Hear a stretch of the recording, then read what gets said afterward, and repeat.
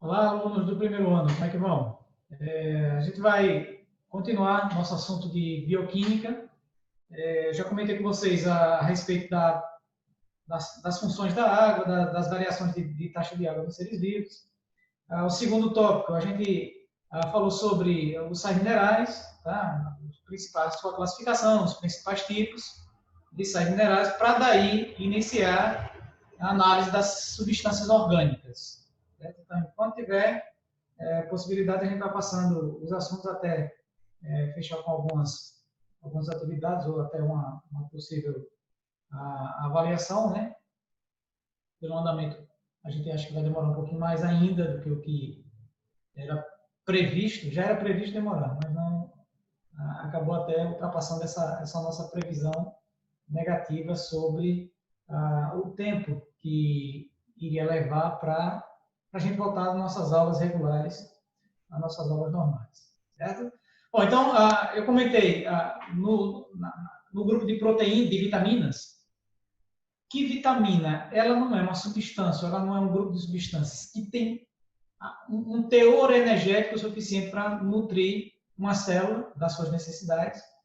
Ela atua normalmente como cofator ou como coenzima das reações químicas celulares, auxiliando os processos. Eu até fiz um comparativo entre o que seria essa substância, comparando com o funcionamento de um veículo. Né? Então, você tem um veículo totalmente bem equipado, mas falta uma pecinha mínima, sei lá, um bico da injeção, então você não consegue mais fazer com que o carro funcione. Não tem a roda, então o carro não funciona. Não adianta nada faltar uma pequena peça. Ela não é a mais chamativa, ela não é a maior parte da molécula, mas ela é tão importante quanto, porque senão a substância não funciona como ela deveria funcionar. Certo? Então, esse daí foi um ponto que eu abordei. Comentei com vocês a respeito de dois grupos de vitaminas. Uma vitamina, que é a vitamina C, e um conjunto de vitaminas, que é do complexo B. Vitamina C, que é chamada de ácido ascórbico, que tem a função de auxiliar no processo da produção de colágeno. Para entender o que é que provoca na falta da vitamina C, é importante que a gente lembre e que entenda qual é a função do colágeno no corpo. Então, qual seria essa função do colágeno? Produzir a resistência dos tecidos. Então, quando a gente diz que a função dela é produzir a resistência dos tecidos, automaticamente a gente vai levar em consideração a estrutura dos ossos. Por quê? Porque os ossos eles têm duas propriedades importantes, que é a rigidez e a resistência. A rigidez por causa do cálcio, que eu comentei com vocês na aula de sais minerais, e que é o fosfato de cálcio, no nosso caso, e a resistência é dada pela possibilidade ou pela presença do colágeno no corpo. Então, o colágeno confere resistência e o cálcio, o fosfato de cálcio, confere a rigidez dos ossos. Então, a resistência é a palavra-chave marcante para que a gente entenda a função do colágeno. Até porque o colágeno, com esse nome que ele já tem, né, gente? Colágeno, de colar.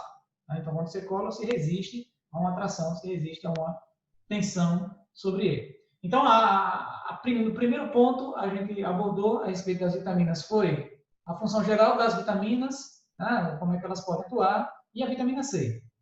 Então, quando falta a vitamina C, quais seriam as consequências para esse indivíduo que tem a hipovitaminose?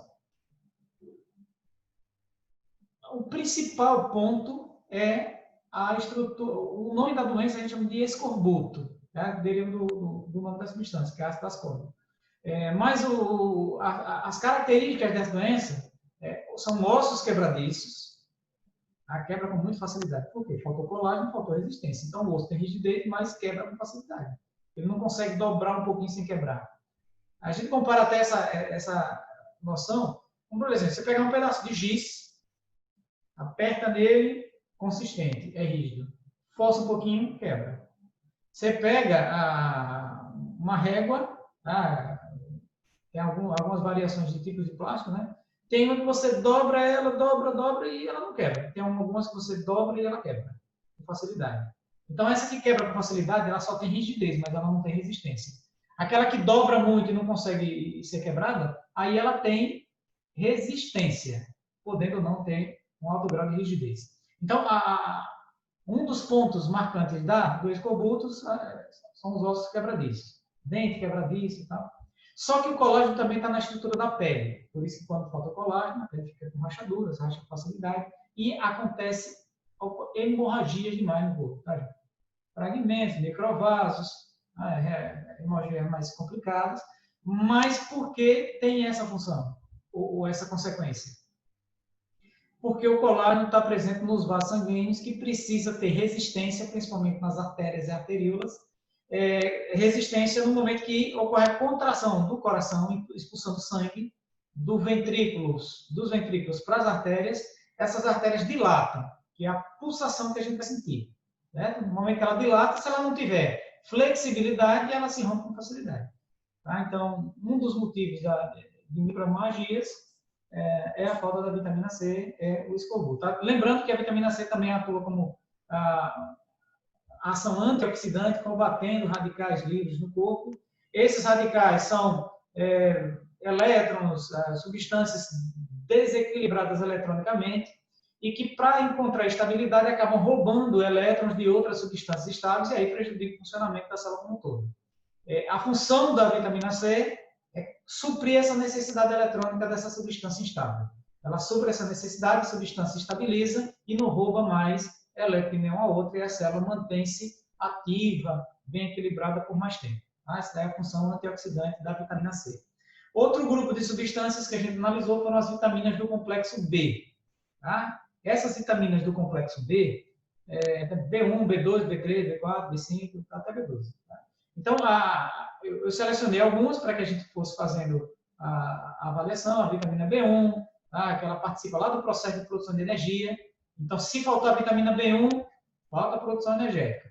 E um tecido que precisa de energia o tempo inteiro vai sofrer as consequências de forma quase que imediata, que é o sistema nervoso. Tá? Ele vai ser fragilizado, a pessoa vai ficar com um pouco de sonolência, tá? Não essa que a gente tem de estar trabalhando à tarde da noite, dormir pouco, tá? A sonolência por cansaço, falta de energia sendo liberada no corpo, tá? A fraqueza geral é um beriberi, certo? Esse é o termo utilizado para o problema da falta da vitamina B1. A falta da vitamina B3 provoca pelágria, tá? Que é aquela aparência que a pele fica, com a aparência áspera. A falta da vitamina B6 ela provoca espasmos musculares involuntários, contrações musculares involuntárias. Lembrando que ambas as vitaminas, tá? Todas essas vitaminas que a gente analisa do complexo B, elas têm uma função no processo de formação das hemácias. Tá? Então, um dos quadros clínicos que produzido pela falta das vitaminas do complexo B é a anemia. Só que uma delas, que é a vitamina B12, ela tem ação imediata no processo de maturação. Ou seja, quando o eritroblasto, que é a célula que vai dar origem à hemácia, que é o eritrócito, o glóbulo vermelho, é uma célula que tem núcleo e vai dar origem a uma célula que não tem núcleo, que é a hemácia. Né? Sem núcleo, biconvexa. Então, esse processo de perda de núcleo de algumas estruturas celulares, de alguns organelos, é o processo de maturação. A vitamina B12 atua de forma a participar de reações químicas que intercalam esse processo, tem essa função no processo de maturação. A vitamina B12 tem função nesse processo de maturação. Quando falta a vitamina B12, então, vai acarretar um problema chamado de anemia perniciosa. É a falta do processo de maturação da hemácia. Bom, a partir daí, então, a gente tem um outro grupo de substâncias, tá? Um outro grupo de vitaminas. Essas vitaminas que eu comentei com vocês são as vitaminas hidrossolúveis. A gente precisa analisar as vitaminas lipossolúveis. Certo? Vou passar aqui, então. Essas vitaminas lipossolúveis, vocês lembram do conceito? Vem de lipídio. Então, são substâncias que se dissolvem em lipídio. Essa aí é um conceito básico que a gente tem para tentar analisar a função dessas vitaminas. Não é que elas só se dissolvem nos lipídios, é que elas têm origem de lipídios. Então, por exemplo, o colesterol, que é um álcool que participa da composição dos lipídios esterídeos, tá? Os esteroides, é o precursor da formação da vitamina D, certo? O colesterol e o colesterol. Então, algumas vitaminas têm a origem direta. A vitamina A tem a origem do caroteno, tá? Que é um grupo de lipídio. Então, quando eu for comentar com vocês, tá? Um pouco mais na frente, os grupos de substâncias químicas, como as substâncias que a gente chama de lipídios, essas substâncias, muitas vezes a gente vai comentar a função do lipídio, e dentre essas funções eu vou indicar a formação de tal vitamina, que são as vitaminas do complexo, vitaminas lipossolúveis. Bom, então, o primeiro tipo de vitamina lipossolúvel é a vitamina A. Ela é também chamada de retinol, certo? A vitamina A, ela tem a ação no corpo do corpo humano, atuando em células do tecido ósseo, certo? E promovendo a formação do tecido ósseo, ou seja, da matriz extracelular do tecido, que é rica em fibras de colágeno e é rica em sais de cálcio. Então, essa matriz é produzida em parte por uma ação enzimática que precisa da vitamina A na sua estrutura. Então, por isso que a gente diz que ela tem ação nesse componente. Mas uma das funções extremamente marcantes e importantes da vitamina A é a formação, participar do processo de formação de um pigmento, ou de uma substância presente no olho. O olho, eu não sei se você, eu creio que não, porque tem muito tempo que vocês viram lá no 8º ano, a estrutura do olho humano, ela tem 3 camadas, o olho humano tem 3 camadas, a esclera, que é a camada mais externa, essa parte branca, que no caso da gente está com sono acaba ficando vermelho, mas essa parte branca, ela é a esclera, na frente tem a camada transparente, que a gente chama de córnea, a segunda camada, tá? A segunda camada do olho, de fora para dentro, a segunda camada, ela é a coroide, que na parte dianteira ela é incompleta, deixando essa aberturazinha pequenininha aqui, na região do olho, onde tem pigmentação, ou pode não ter, né, para definir a cor do olho azul, que a gente chama de íris, e a aberturazinha é a pupila, e a terceira camada, que é a mais interna, que está em contato com os líquidos, certo? O corpo vítreo, que aumenta a pressão e aí pode provocar o glaucoma, né, que é o glaucoma, e o buraco osso, que é a parte do líquido mais anterior. Então, essa camada da retina é onde existem as células sensoriais, fotorreceptoras. Então, esse grupo de células fotorreceptoras a gente chama de cones e bastonetes. Então, esclera, coroide, retina. A retina, que é a parte mais interna, é que tem as células que vão receber a luz que bate no material, vai refletir, você consegue visualizar esse material, porque ela está atravessando o seu globo ocular e chegando no fundo, tocando na retina, focalizando exatamente no ponto, porque o cristalino faz essa regulação. Chega lá na retina, ela vai tocar em 2 grupos de células. Ela vai atingir 2 grupos de células. As células que a gente chama de cones e as células que a gente chama de bastonetes. Os cones são aquelas células que conseguem identificar variações de luz intensas. Então, por exemplo, se você estiver num lugar pouco iluminado, você não consegue distinguir, por exemplo, as cores que estão ao seu redor. Você olha um objeto, ele tem um aspecto escuro, mas você não sabe se ele é vermelho, marrom, tá? Você não consegue ter essa noção. Você olha para um outro objeto com pouca luz, você não consegue saber se é amarelo, se é branco, se é cinza, tá? Você não consegue definir, porque, na verdade, não tem luz suficiente para estimular as células que identificam as cores, que são os cones. Então, no momento que tem uma intensidade de luz muito grande, a luz atingiu, como eu estou aqui no escritório, fazendo essa gravação, vocês conseguem identificar muito bem a presença da cor vermelha, tá? Da cadeira preta, da parede branca, a alteração de cores de vidro aqui ao fundo. Então, essa variação de cores é porque a luz é intensa para essa situação, reflete o material e aí vai chegar atingindo o olho da pessoa que está observando, e aí a retina consegue captar essa energia luminosa, transformar em informação química e levar para o cérebro e a gente interpretar. Uma coisa bastante simples. Aí existe um outro grupo de células que, mesmo que você não tenha uma intensidade de luz muito grande, ele consegue a perceber o ambiente, mas não consegue identificar cores. Esses daí são os bastonetes. Então, os cones identificando cores e os bastonetes identificando preto e branco. Bom, qual é a função desse pigmento, dessa substância chamada de rodopsina? É ela atuar nos bastonetes para identificar pequenas variações de luz. Bom, se são pequenas variações de luz, então ele não vai identificar cor, certo? Essa substância ela é produzida e degradada dependendo da situação. Se você estiver num ambiente com pouca luz, a função dessas células sensoriais, dessas células fotorreceptoras, é produzir um maior número de rodopsina para que o pouquinho de luz que chega, você consiga chegar a observar. Por exemplo, você chega está vindo da sala, chega no quarto, tranca a porta, o quarto está com cortina, tá aquele quarto escuro, fechou, na hora que você fecha, você pensa que está certo, que não vê nada. Está tudo escuro. Aí você demora um pouquinho de tempo, espera alguns instantes e vai percebendo que naquele ambiente você está conseguindo enxergar alguma coisa.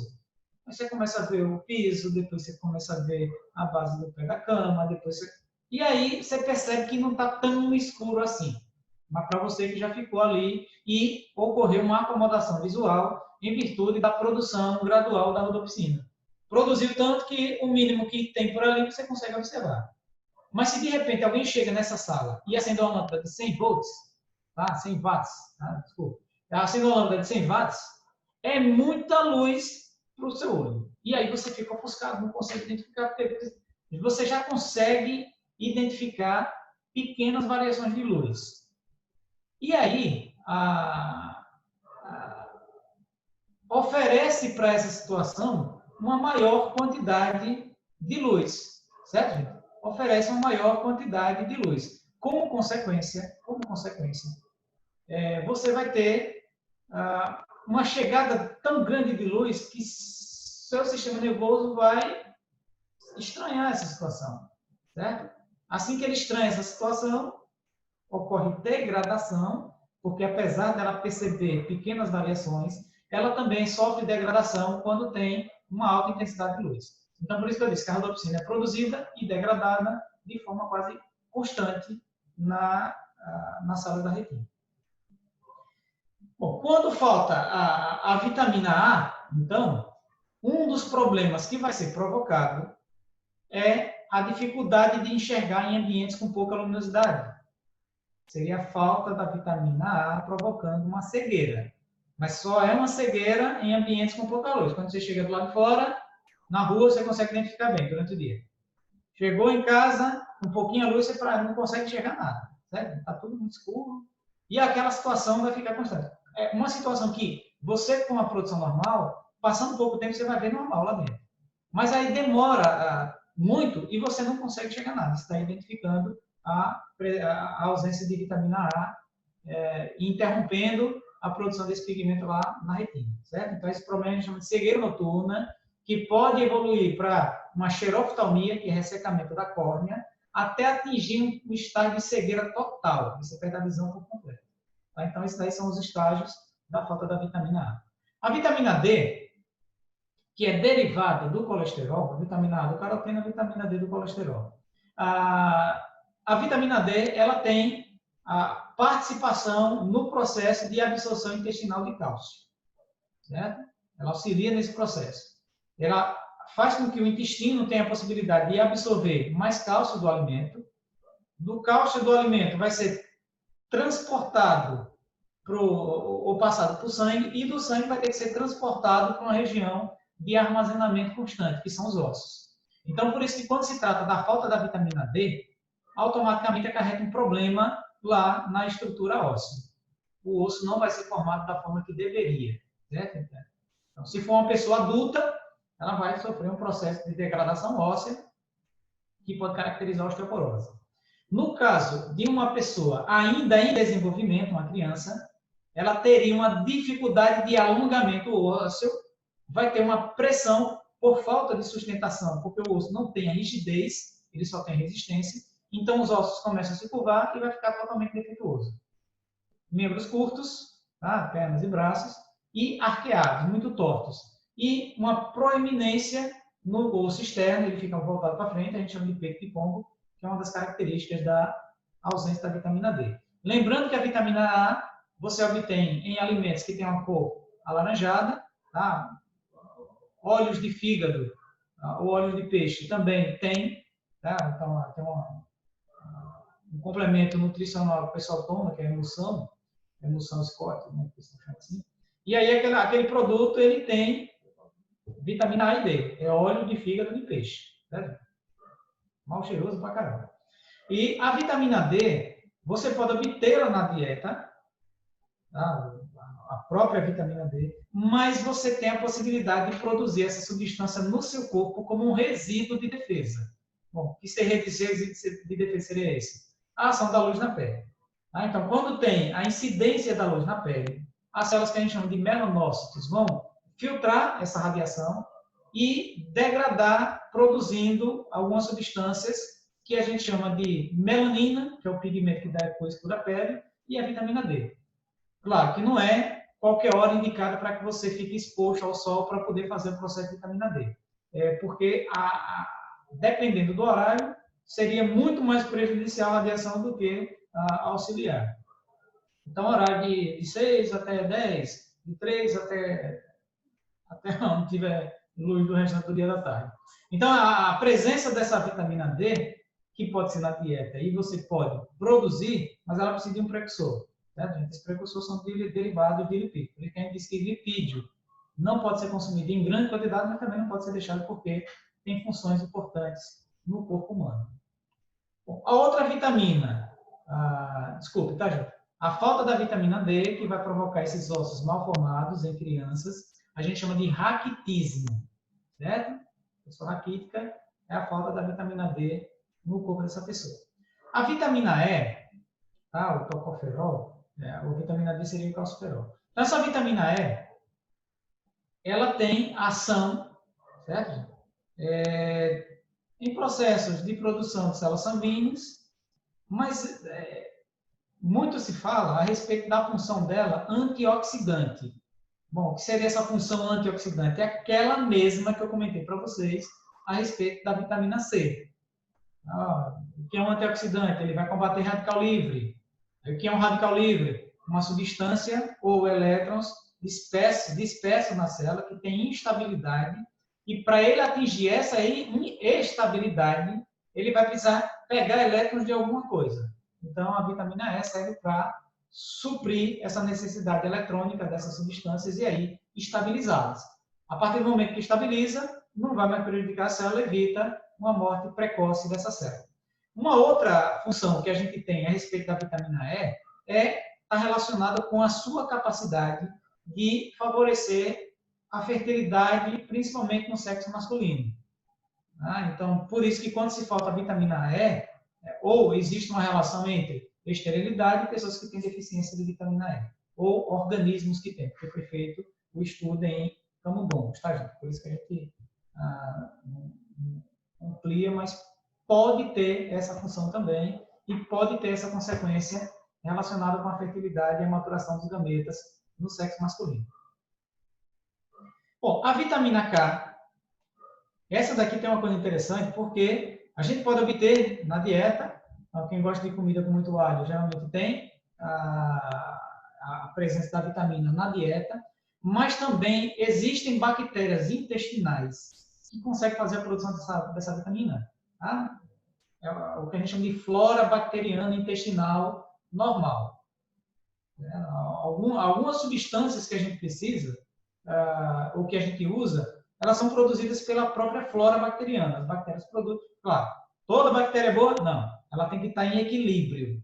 Certo? A flora bacteriana tem que estar em equilíbrio. Porque quando há um desequilíbrio bacteriano, que um grupo se prolifera mais do que os outros, isso pode provocar uma fermentação intestinal e, como consequência, altera todo o equilíbrio, todos os movimentos de contração, peristaltismo, e aí acelera e joga tudo para fora. E aí dá diarreia. Então, por isso que tem que estar estabilizado. Por isso que quando a pessoa tem diarreia, toma aquele flora, restabelecedores de flora intestinal, Clorar tá dentro. Então. E aí, quando você tem essa substância que restabelece, aí as bactérias começam a atuar, degradando alguns materiais, liberando outros e a gente absorvendo alguns. Então, um desses que a gente absorve, que é resíduo da ação de bactérias, é a vitamina K. Tá? É obtida na alimentação, mas também é obtida a partir da própria ação bacteriana no intestino. Qual é a ação dela no corpo? Ela participa do processo de coagulação sanguínea. Mas, professor, você já falou aí a respeito de uma substância que tem essa possibilidade de fazer ou participar do processo de coagulação sanguínea. Claro, cada uma na sua função. O cálcio é participante ativo do processo de coagulação sanguínea. Ele é cofator de uma reação. Assim como a vitamina K é uma coenzima.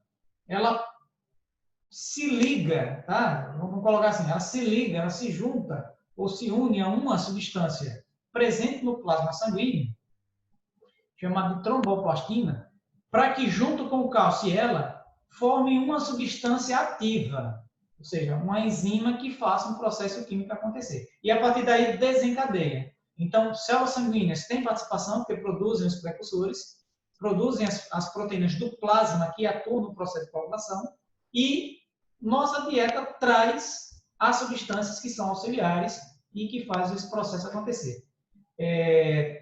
Uma das consequências, então, ou a consequência principal da falta de vitamina K está relacionado intrinsecamente a essa função que ela tem na coagulação sanguínea. Então, qual é a importância da coagulação? Você sofre um corte, a tendência é você sangrar, evidentemente, e sangrar sem parar. Essa daí seria a consequência de um sangramento. Mas, claro, professor, mas eu tomei um cortezinho aqui, estava contando as notas de R$100 que eu tenho em casa guardado nessa pandemia, tá? Não tem o que fazer, contando minha nota de R$100, passou a nota de R$100 na sua mão, e aí cortou. Poxa vida, que tristeza, cortou com a nota de R$100. Melhor que não foi com a de 2. Tá, gente? Então, cortou lá, começou a sangrar, mas parou de sangrar, professor. Claro, ocorreu coagulação sanguínea. Eu, Tabarel lá do sítio, dizia assim, talhou, o sangue talhou. O sangue ficou talhado. Na verdade, coagulou. Ocorreu um processo de produção de fibras. Essas fibras servem como se fosse uma espécie de costura e vai fazendo uma rede. Então, produziu uma fibra, uma segunda, uma terceira, uma quarta, uma quinta, uma sexta. E aí as fibras vão entrelaçando. E à medida que ela entrelaça, quando as células sanguíneas vão tentar passar, elas vão tapando como se fosse aquela sujeirinha do ralo da pia. Certo? Está passando muita água para a pia, você coloca o ralo. Ainda está passando, aí vem muita sujeira. A sujeira vai grudando e acaba não passando mais nada. E aí obstrui, tapa. Certo, gente? Fecha aquele canal de saída de sangue do tecido. Então, a presença da vitamina K atua nesse processo de coagulação. É estancar sangramentos. Qual seria a consequência, então, da falta de vitamina K? Olha, relacionado com a função dele. Só poderia ser hemorragia. Só que, no caso da falta da vitamina K, não é que ela vai provocar, na sua falta, que ela vai provocar a hemorragia. O que pode provocar hemorragia é a falta da vitamina C, que deixa o tecido menos resistente e ele se rompe e aí causa hemorragia. Certo? Agora, quando começa a acontecer a hemorragia, a tendência é ocorrer a coagulação. Então, uma pessoa que tem falta de vitamina C sofre hemorragia, mas tem a coagulação. Beleza, tranquilo, tá bom. Mas se ela não tiver a vitamina K, se ela tiver em falta no corpo, então ela vai ter dificuldades de coagulação, vai demorar a acontecer esse processo de coagulação e ela vai perder muito sangue do que ela poderia perder, essa pessoa poderia perder. Então, por isso que a gente diz que ela não é causadora de hemorragia, mas na falta dela ocorrem hemorragias, ou seja, sangramentos com dificuldade de coagulação. Então, em síntese, o que é que cada vitamina em sua falta, hipovitaminose ou avitaminose, tá, gente? A gente poderia colocar assim, como avitaminose. A falta de vitamina, deixa eu colocar aqui porque fica mais visível para a gente, para depois o slide que eu passar para vocês ficar mais preciso, certo? Bom, então a falta da vitamina de cada uma dessas vitaminas seria esse aqui. A falta da vitamina A, provocando o fenômeno da cegueira noturna, que avança para a xeroftalmia e que avança para a cegueira total. Mas também tem problemas ósseos, porque a vitamina A tem ação lá no tecido. A falta de vitamina D na infância provocaria má formação da estrutura óssea, tá? Que é o conceito de raquitismo. E a gente tem a falta da vitamina E, possível anemia e esterilidade. Mas qual seria o outro aí que eu não anotei? Envelhecimento precoce da célula, certo? Esse daí seria a consequência, uma das consequências, envelhecimento precoce da célula. A falta da vitamina K permite hemorragias. Vamos colocar assim, né? Não é que ela provoca, ela permite hemorragias. Então, dessas funções aqui, lembrando que a gente tem possíveis... Vou voltar aqui rapidinho. A gente tem possíveis casos de anemia, mas tem envelhecimento precoce da célula, tá, gente? Seria essa daí a função ou o problema provocado pela falta da vitamina E, certo? Então, são todos os casos aqui, só deixando para ficar agora completo. Cegueira noturna, falta de vitamina A, xeroftalmia, cegueira total, raquitismo na falta da vitamina B, envelhecimento precoce da célula e possível anemia e esterilidade, no caso da vitamina E, e na falta da vitamina K, ocasionalmente ocorrem hemorragias por causa da dificuldade de coagulação sanguínea. Beleza? Então, como eu já passei um pouquinho na frente do slide, a gente fica para uma outra aula para os carboidratos, mas antes disso eu creio que eu faço uma atividade para a turma e aí na próxima semana eu deixo tudo mais esclarecido para vocês. Beleza? Então, gente, agradeço a paciência de vocês aí, tomara que tenham compreendido em parte o máximo que pôde nesse contexto, e a gente fica aqui até a próxima aula. Valeu, gente.